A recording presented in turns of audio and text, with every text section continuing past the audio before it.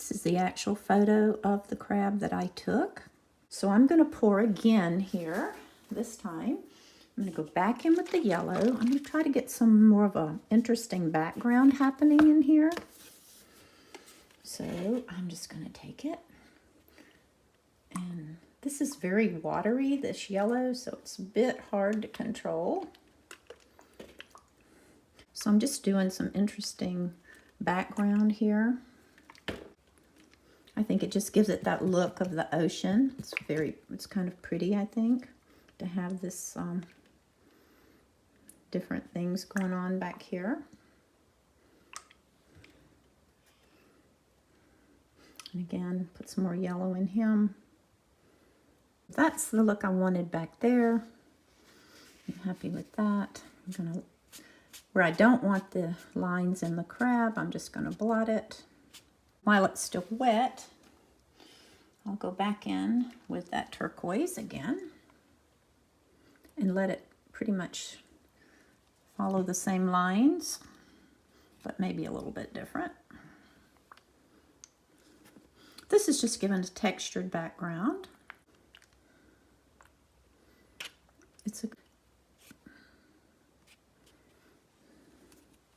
I like this background here. Mimics the sand in the actual photograph. See, we're looking about like that now. I'm just building the darks in here. I don't want the coverage totally consistent, because the variations in color are what makes this process so attractive.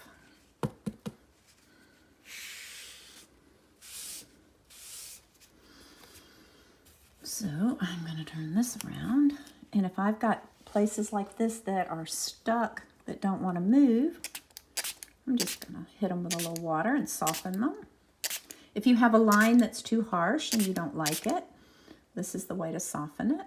It kind of looks like seaweed though. I think that's kind of awesome, that look.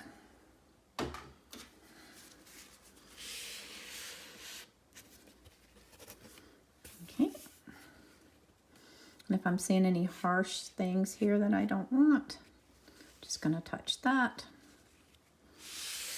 This is the exception when you really can touch your paper. It's so wet anyway that you can get away with it. All right, so while that is still wet, I'm going to go back in with a really dark. Okay, let's see what we have here. Let's see what this is. I think this is Payne's Gray. Yes, it is. So I'm just going to drop that in there. See where that goes. Build in those darks. I'm just touching this. And then I'll get my spritz bottle and try to get it where I want it to go. And when I spritz, it's very light.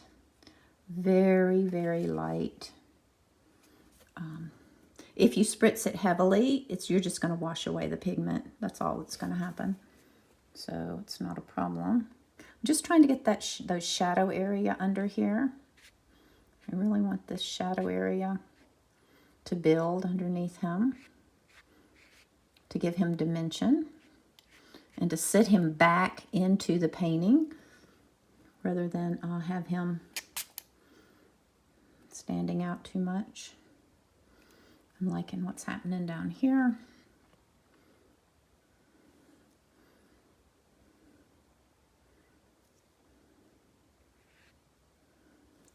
And if it's getting too dark in a place that I want lighter, I'll just touch it up. And if you start getting covered in pigment, stop and wash your hands, because that pigment's going to end up going where you really don't want it to go. I want all this movement to come straight down like this, which is why I'm doing this in this fashion.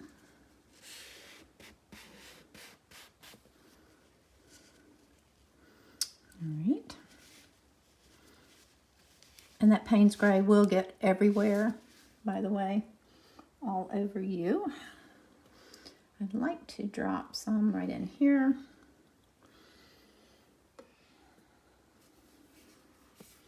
See if I can get it to move up into this, right underneath that shell right there. That's what I'm trying to do.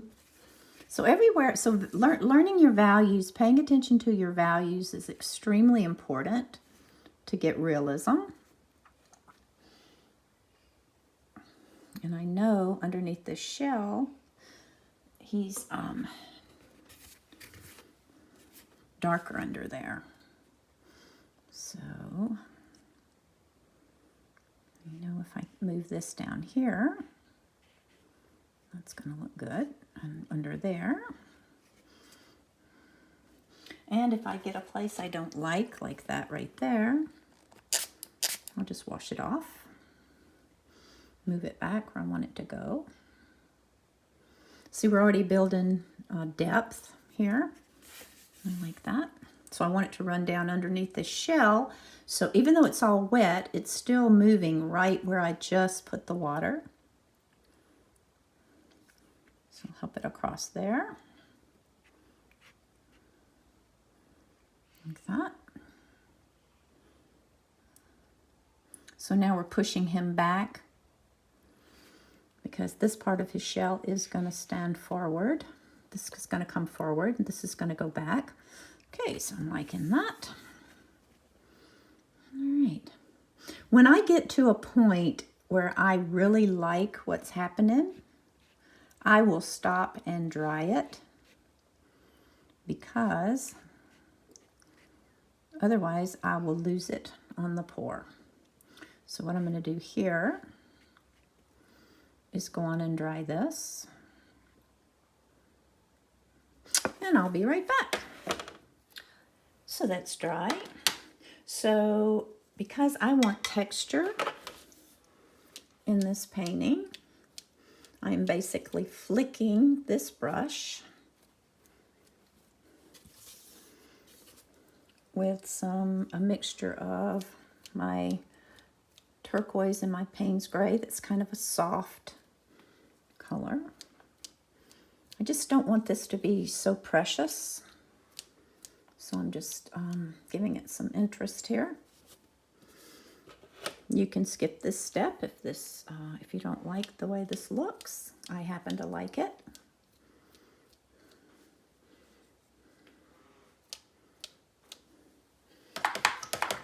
And then I'm going to take some of my lemon yellow, put it in there and make this beautiful green, which is like a spring green. And I'm going to put some of that in there. Just by flicking the brush, I'm flicking the brush downward.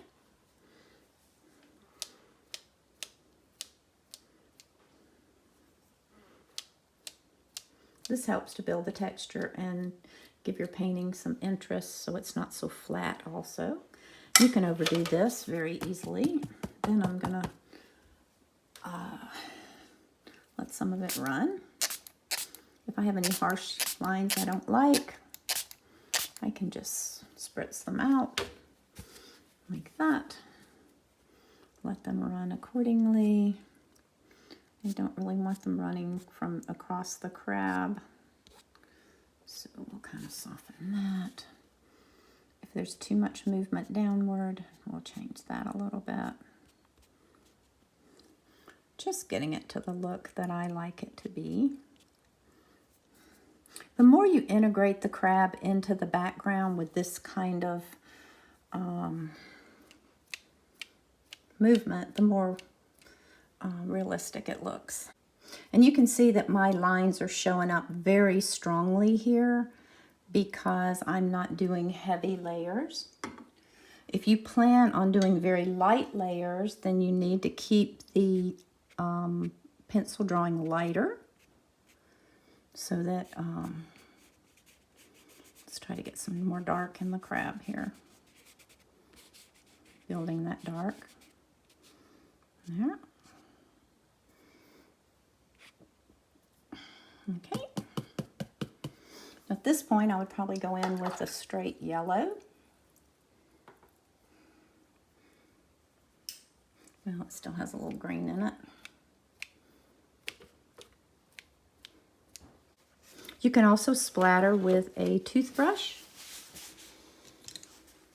You can just take a toothbrush and mix up your paint.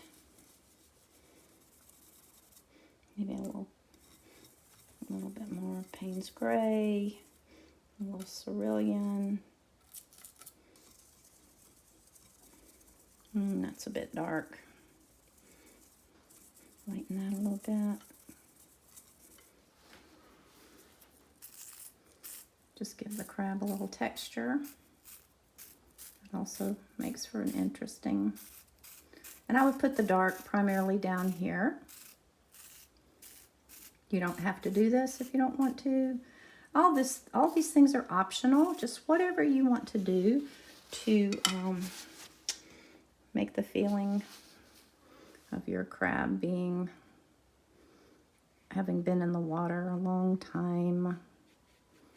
Okay, I'm just adding some of this mixture that I just made up over here, just to start getting him darker. Very loosely. There are not very many brush marks in this guy. Anywhere that you know it's going to be darker, like in here, in between his claws, underneath here. I'm keeping all these little appendages out here lighter, but we can darken them a little bit so that they do show up. Just touching them, touching everything. Painting is an intuitive process, so we're just building him. We just need him to stand out from his background a little bit. That's a barnacle right there. I want his eyes really dark, so I'm just going to drop some of this dark in there, along in here, because you know that's going to be our really darkest darks right in here. So I'm just getting prepared for that.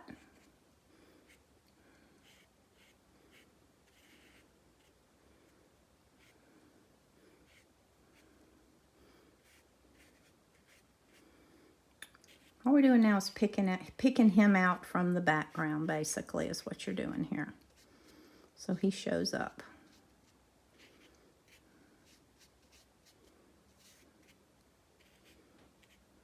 This is all him.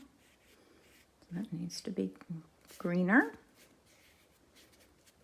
So you can see I'm painting, but I'm painting in a very loose, wet fashion here because the paper's soaking wet. So I'm just building this. Really dark places that I know are really dark on him. And I'm just basically dabbing this. And again, I'm going to put some more dark under here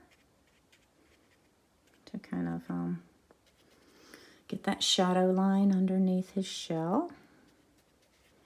Right here. I'm not going to carry it all the way out. And you notice I'm not painting every little structure of him.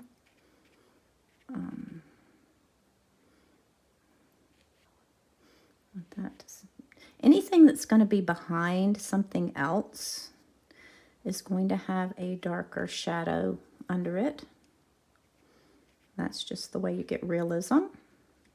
So everywhere that's underneath is going to be darker. This is really underneath. This comes forward. This comes forward. This is darker. This is darker. This, probably just give it a little indication that that's behind. So if it's behind, it's going to be darker. Okay, at least darker than this, hopefully. All right. Ooh, I'm liking him. Every time I paint this crab, he comes out differently. It's really a fun thing to do. So I'm going to stop and dry this, and then we're going to see where we are.